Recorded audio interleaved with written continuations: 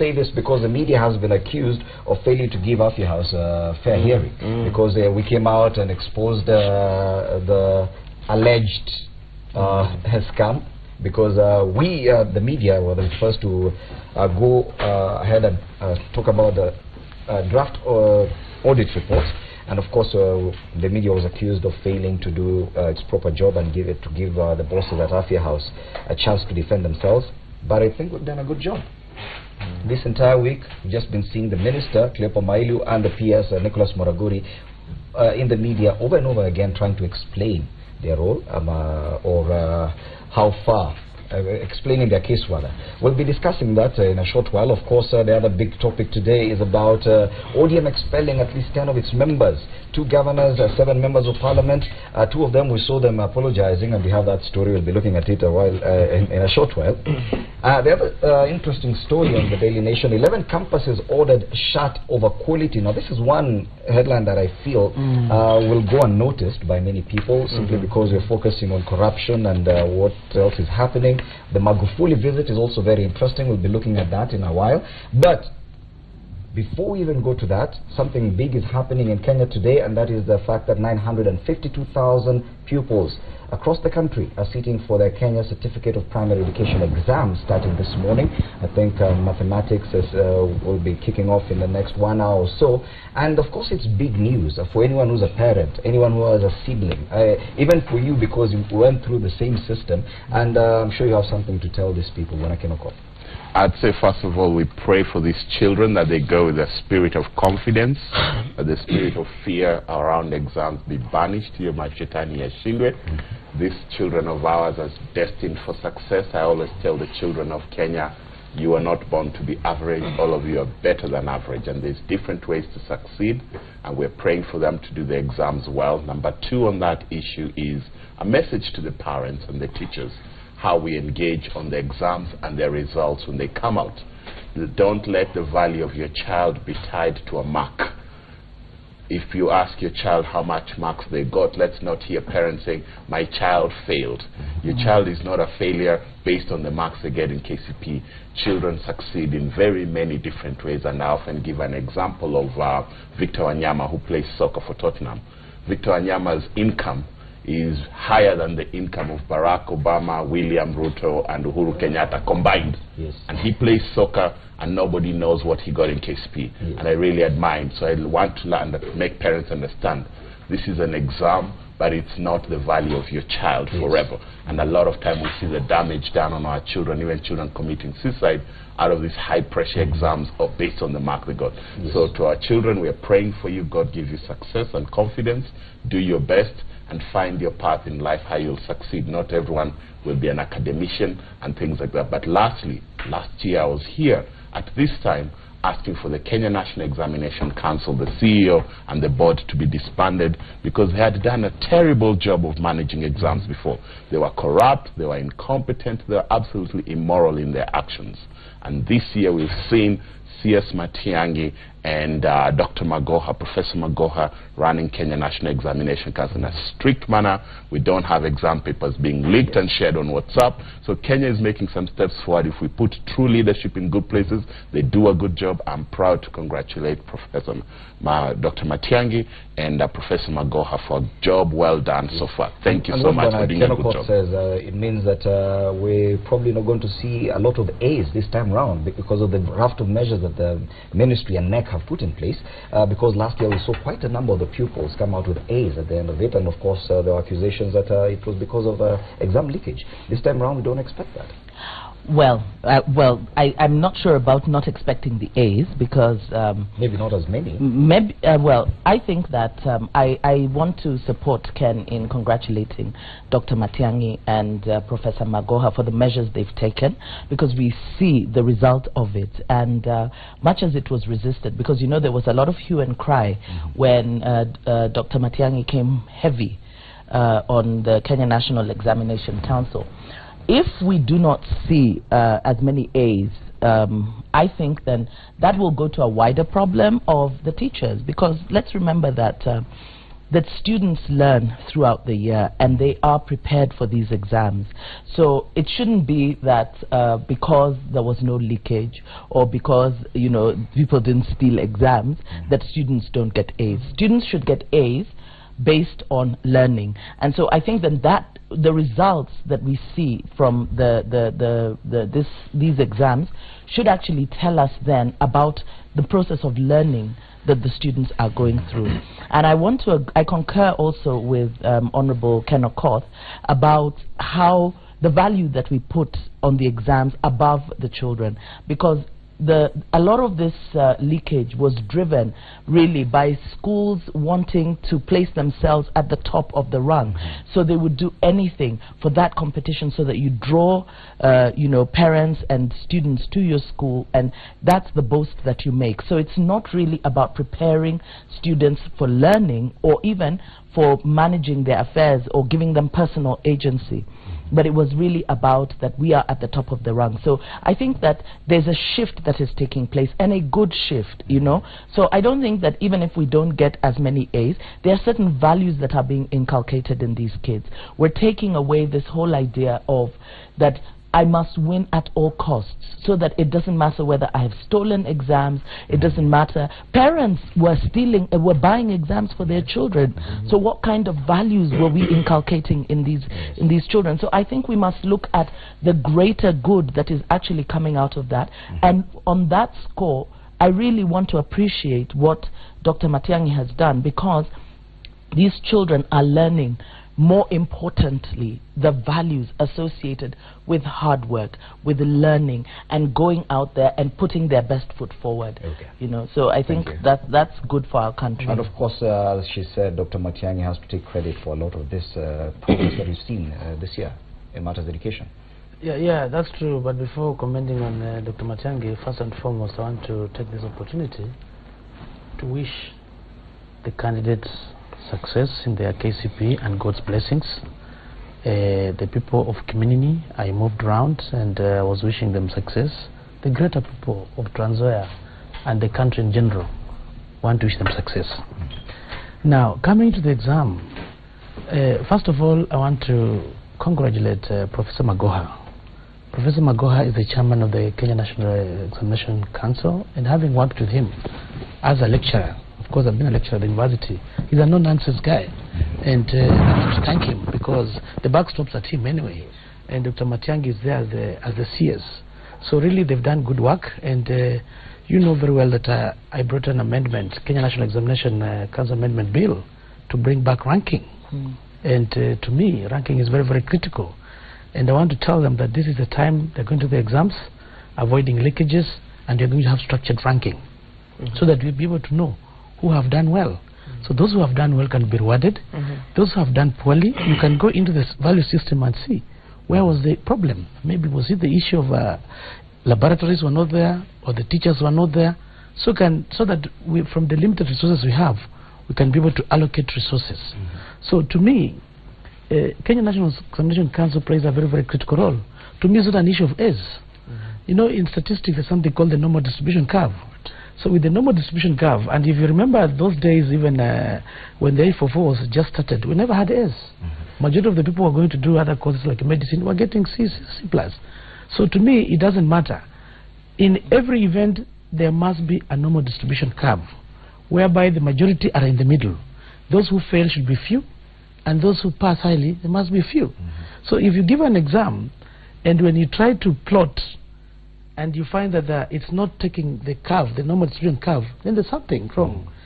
If there's skewness, if many people are passing, it will tell you it is skewed towards high grades. And that tells you maybe the exam was easy, or maybe there was a leakage. Again, the exam should not be very hard. So in any event, whether exam has been done properly and you give a projection, it must give a normal distribution curve. So even if there are no A's, obviously the mean score now for those other professional courses or whatever it is, they have to be reduced. And to me, why ranking is important, even in the animal kingdom, there's ranking. When we go campaign, IBC, MPs are ranked, so the number one is declared the winner. And we are happy that this bill went through Parliament, And I want to thank His Excellency the President. He assented. So we are going to bring back that excitement. Yeah. You know, it never used to be there. Exams were being released, but there was no excitement. Yes. So really, I'm happy that this bill that I sponsored is now an act. It was assented. So we're going to see who are the performance, who are the average. Come next year, we'll see the ranking of schools probably with these candidates, and we expect a lot, Bwana Njogu Barua. Yes, thank you very much. I'd like first of all to take this opportunity also, like my colleagues, to wish the candidates all the best in exams this year. And as my fellow colleagues have said, exam is not all, although we like them to pass. The good thing with this new academic system is that there's a career path for students of whichever grade. If you get the top grades, you may be able to join the university directly or the other colleges. But if you happen to get lower grades, there is a provision for bridging or even joining the university through the technical path. To me, I want to say that as much as we really glorify high marks, it's important though, let's not forget those people who don't score as high, because you can also give them direction to go to university and higher levels. The other thing is that last year, or sometime this year, we saw a very huge disruption in the education system, and most of this was actually linked to exam linkages. And I want to take this opportunity to congratulate Dr. Matiang'i for going against the tide. Most people had been scared, even to the extent of calling that the school should be closed so that they can solve the problem. He has stood firm, and now there is sanity in the education system. Right now, the exams papers are well guarded by the Ministry of Education and the Provincial Administration together to ensure that there is clear honesty in whatever happens in this case. The other thing I'd like to say is that the education system is a journey. Success is a journey, and all of us have a role to play. Let us not experience as politicians and as other interested parties. Let us not focus on selling the success cards at the end of the year when you have not actually participated in making this child a better person from January to December. Let us all as leaders walk the path with the students so that we can ensure that we motivate them other than taking the opportunity for our own personal goals. Finally, I would like to say that one of the issues that needs to be addressed is the role of the three arms in the education system. That is the ministry, which is the executive, there is the TSC, and the union. If those three organs can do their job as per their mandate, you can see a very good education system. First, the unions, the teachers' unions, the NAT and CUPET, their work basically is on welfare of teachers. When it comes to TSC, is the management of teachers. When it comes to ministry, they have their own responsibility. Let us not have any of those usurping the role of the others, and they should move forward. Incidentally, for the very first time in a number of years, we are seeing the exams not being interfered with by threats of strikes by teachers, because they got a new pay deal, I think, 2 weeks ago. And it's something positive, and of course, a lot to be expected from this. We're hoping that it will also reflect on the performance of the pupils. But something happening on the other end, and this is about tertiary education. 11 campuses ordered shut over quality. Now, we've seen over the past few years quite a number of universities got charters. We've seen campuses even as small as 1 room in Nairobi, and finally the government is cracking down on this. Now the government has ordered the closure of 11 campuses in 3 public universities for offering substandard education. The campuses in Kisii, Kabarak and Laikipia universities are found to be operating with acute teaching staff shortages and offering programs that have not been approved by the regulator. Now, surely because the quest for university education is huge. Everyone wants a university degree, but at what cost? And we've seen it's only 2 weeks ago that the president decided to stop awarding any new charters, but that he did after awarding 11 new charters already, just 2 weeks ago. Are we doing it right when it comes to university education? I think for the population of Kenya, we have the right number of universities right now. The question is raising their quality. We don't need to be opening more universities. We need to be raising the quality of existing universities. What is the quality of a university? The quality of a university can be measured on 2 basic things. The first is the number of qualified professors teaching there full-time. if you have your professors moonlighting, and they're professors with master's degrees, they're professors or lecturers without PhDs, shuttling between Kisumu campus and Nairobi campus. I knew somebody who was teaching in the School of Architecture and Urban Design at the University of Nairobi without a PhD, and at their branch, I wouldn't even call it a campus, in Kisumu. So his life, half of it was being spent on the shuttle between Kisumu and Nairobi. There is no quality you're going to get. When you have a serious professorate sitting at a university with quality time to do their own research and advanced scholarship, to teach students how to become scholars and thinkers, then the university. But you cannot just open in the corner of some building on River Road 2 rooms and declare it a campus of university. It just doesn't. So there's a certain rush for commercialization, and we are not protecting the citizens of Kenya, the children and their parents who are paying for this education. They are convinced that the name and the regulators have approved something quality, but it's not. So I think the customers, the parents, the students need to look very careful. When you go to buy a car, you check the wheels, you check the engine, this and that. When you're paying for a university or college, you got to ask the same questions.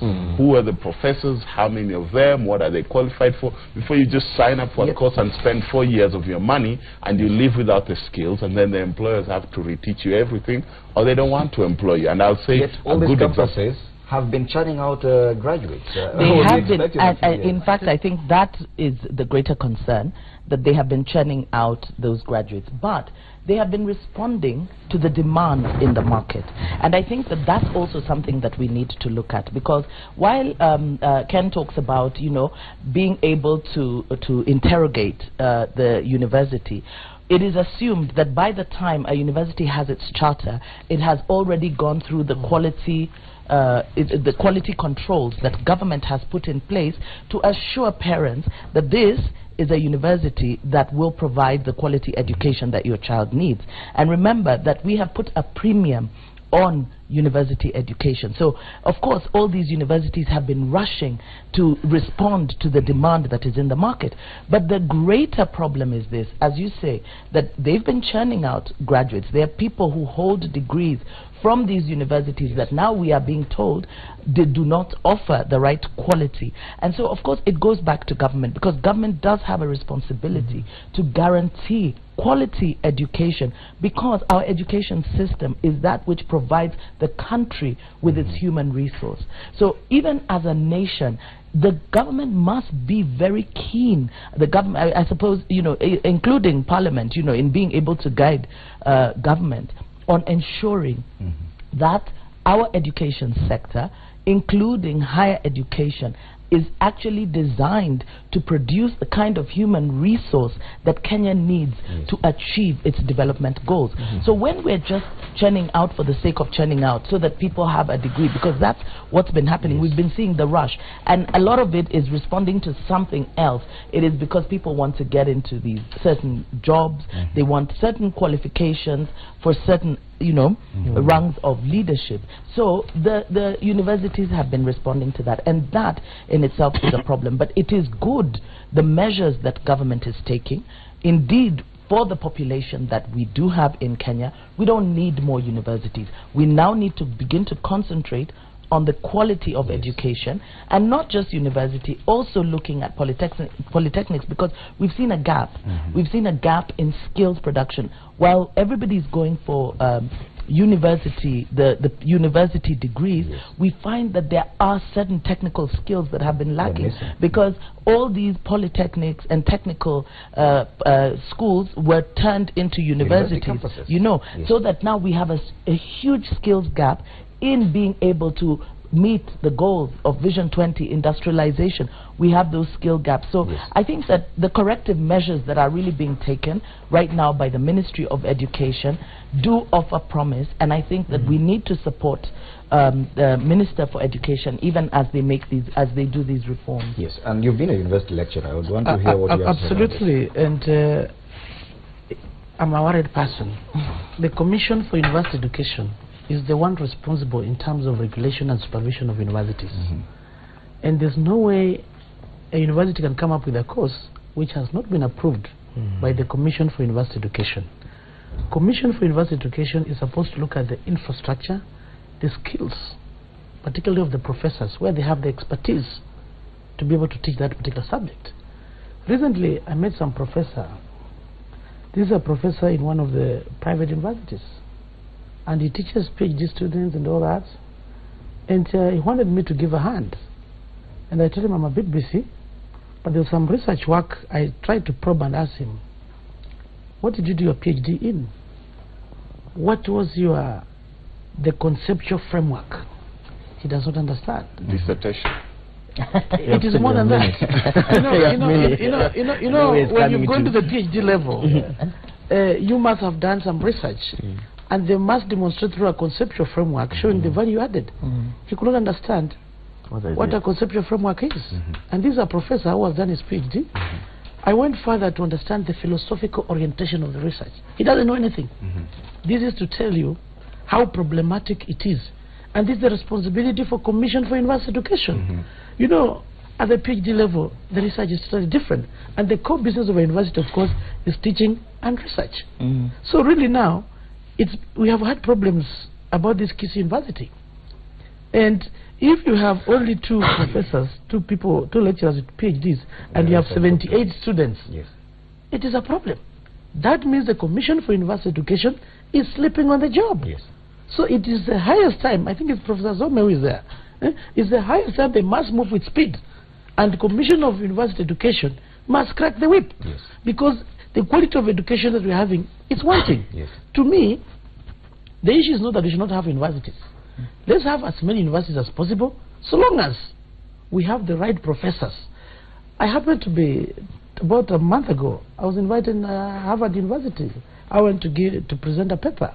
And the way we transacted with some of the professors there, you find people from outside the industry are sponsoring, are giving money to the universities for research. The problem we have in this country, there's no money to do research. When you see most professors running from here to there, you find somebody has gone to school, the salary is paid, is nothing. People, we have seen some people, briefcase business people, scandals, NYS, everywhere, but a professor at the university, he's languishing in poverty and disease. And he is a professor. That's why your ends cannot meet, you mingle from here. So, like, the issue is this. We should allow, the government should give more funding.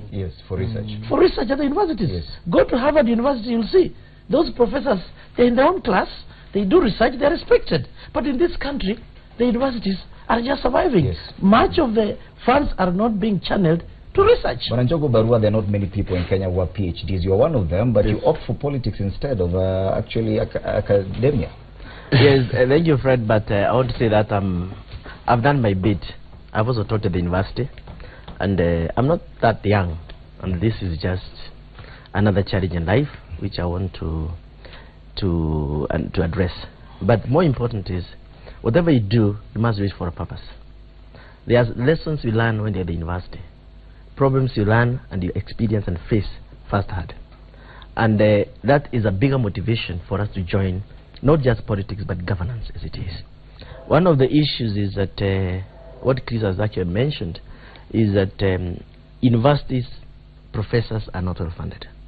For example, we have a Science, Technology and Innovation Act, which clearly stipulates that 3% of the GDP should go to research. At the moment, as per this year, what is going to research, funding the university, is 0.5% of the GDP. So the academic sector is not funded. And that is reason enough for me to go to politics, so that I can argue for that sector and also make lives for our children much better if we can get more funding. Last mid this year, we had a Science and Technology week, and I made a presentation on the university funding. And I took an undertaking to lobby through Parliament and through the Budget Committee, which I sit in, and I've already put the agenda on the table that we should look at the funding of the universities. Research professors. If you go to the university, like what's talking about Harvard, university lecturers are funded. They are full-time in academia. They do research, they teach. They are motivated, they have a passion for it.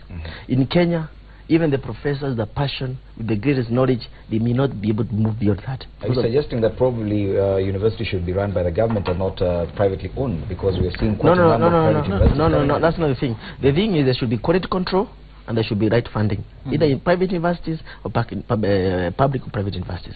My last point is when you talk about the teachers, there should be the professors. There should be a constant skills audit to these institutions, so that you can know what do you have in Moi University, what do you have in Kisumu University. The other thing which is actually killing, and you have to address this as Parliament and other institutions. We have so many universities and university campuses, and you hear all these politicians, not necessarily in Parliament, because there are politicians also in Parliament saying, especially those outside Parliament, saying that this university is located in my village. So you should get a vice chancellor from my community. You get a deputy registrar from my community. That is going to kill the spirit of the university. What I'm suggesting, and I am of the opinion, if a university is based in Kibra, just an example, we show wherever it is, we should not have more than 30% or even 20% of the top management from that community, so that we can encourage people from other areas exchanging ideas instead of inbreeding and moving nowhere. Something important I thought I should mention is that, you know, like politicians, and it was, I think, in the Elections Act, whereby Parliament is supposed to put some academic qualification for people running for different political positions. And we've seen mushrooming of politicians going for these degrees. You know, those days when you're at the university, there was something called contact hours. There's a minimum percentage of the contact hours that you must have been with your professor for you to be allowed to graduate. Some people are getting degrees, and there's no even evidence shown that they attended. Are you suggesting that some of your colleagues in Parliament? No, we've seen it. No, I'm not saying that. But you know, you see somebody, you ask the contact hours, he says, I've not been in class, or maybe. So this is also the highest time that any university is found doing such a thing. Commission for University Education, they must suspend, because we know it's happening. I've been seeing some of my colleagues, they always hear, they say, we've seen even many politicians, their degrees have been questioned. It's not a secret. So this is actually very wrong. Absolutely. So this is the time that we must not compromise when it comes to academia, because it's unfair for people who have gone through proper academic channels like this Chris Wamalwa, and others, people coming from nowhere. Then you find somebody saying, I have graduated, and we've been seeing this person asking a simple question, even in literature review, he doesn't know anything. So it is very, very unfair. We need to wrap up this conversation and move on to other topics. I just wanted to say that when it talks about contact hours, that's very critical. Some people have got 0 contact hours with their professors. But they still get the... Because, for example, you go to a classroom, for example, in Nairobi University, where it's taught at Taifa Hall, and the lecturer is using a microphone. University of Nairobi, yes. There's a lecture in Taifa Hall, for example. There are parts at the university. 300 students. 300 students.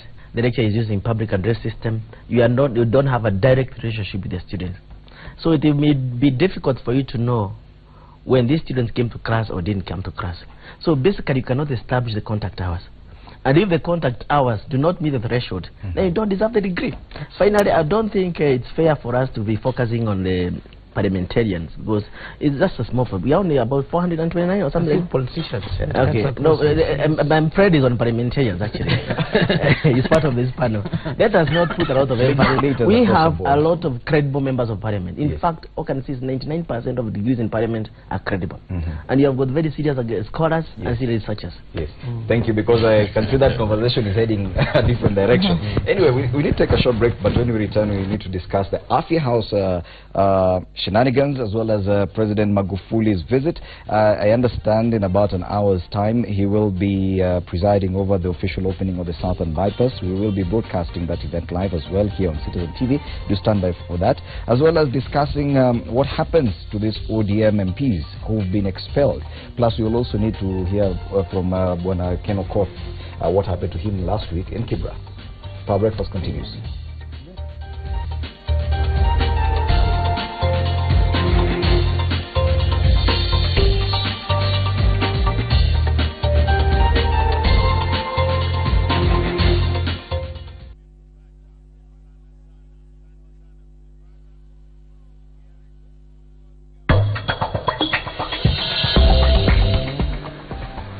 Hello, Mama Jimmy.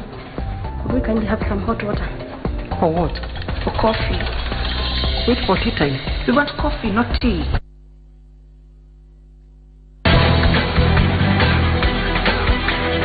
MCA is quote-unquote famously known for the X sign.